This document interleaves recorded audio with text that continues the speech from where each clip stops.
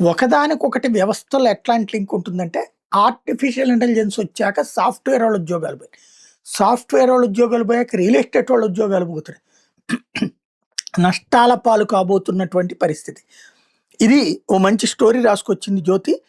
కృత్రిమ మేధ రాకతో ఐటీ రంగంలో నెలకొన్న అనిశ్చితి రియల్ ఎస్టేట్ రంగం పైన ప్రభావం చూపుతోంది. బహుళజాతి ఐటీ కంపెనీల్లో కూడా భారీగా ఉద్యోగాల కోతలు, కొత్త నియామకాల్లో మందగమనం, జీతాల పెరుగుదల మీద సందేహాలతో చాలా మంది ఉద్యోగులు ఇళ్ల కొనుగోలు ఆలోచన వాయిదా వేసుకుంటున్నారు.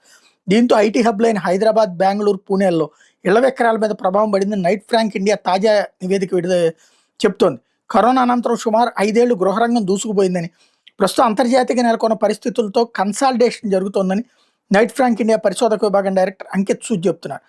ఐటీ రంగంలో నెలకొన్న అనిశ్చితి కూడా ప్రభావం చూపుతోందన్నారు. ఈ క్రమంలోనే ఐటీ ఉద్యోగుల ఇళ్ల కొనుగోలుతో రుణభారాన్ని పెంచుకోవడానికి సిద్ధం కావడం లేదని రియల్ ఎస్టేట్ వర్గాలు చెప్తున్నాయి. పూణే, హైదరాబాద్లో ఇళ్ల విక్రయాల్లో బాగా తగ్గుదల ఉందని, బెంగళూరులో మాత్రం తగ్గుదల స్వల్పంగా ఉందని వెల్లడించాయి. ఐటీలో ఉద్యోగాల కోత, కొత్త నియామకాలపై అనిశ్చితి, ఆర్థిక భారం, ప్రపంచవ్యాప్తంగా నెలకొన్న ఆర్థిక పరిస్థితులు వంటి వాటితో దేశంలోని ప్రధాన నగరాలు గత ఏడాది ఇళ్ల విక్రయాలు 14% తగ్గినాయని ప్రాపర్టీ పిస్టల్ సంస్థ ఎండీ ఆశీష్ నరేన్ చెప్తున్నారు.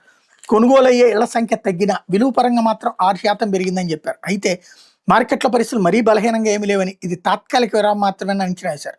త్వరలోనే గృహాల కొనుగోలు పుంజుకుంటాయని ఆశాభావం వ్యక్తం చేశారు. ఐటీకి హబ్గా మారిన హైదరాబాద్ మీద ప్రభావం ఎక్కువగా కనిపిస్తోందని స్టోన్ క్రాఫ్ట్ గ్రూప్ ఎండీ కీర్తి చిలుకూరు చెప్పవచ్చు. కొత్త ప్రాజెక్టుల ప్రారంభాలు తగ్గాయని, అద్దెదారుల పెరుగుదలలోనూ మందగమనం నెలకొందన్నారు.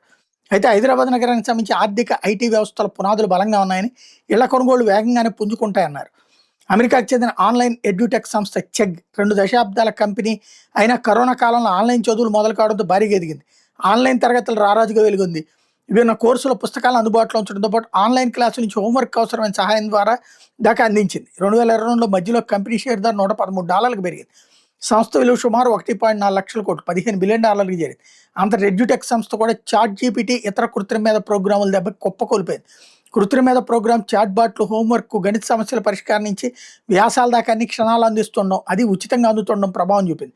కేవలం 4 ఏళ్లలోని సంస్థ విలువ 99% కరిగిపోయి 1,460 కోట్లు కాస్త $156 మిలియన్ పడిపోయింది. సంస్థ షేరు ఇప్పుడు కేవలం $1 లోపే ట్రేడ్ అవుతుంది. గత ఏడాది అక్టోబర్లో చెగ్ సంస్థ 45% మంది ఉద్యోగులు తొలగించింది.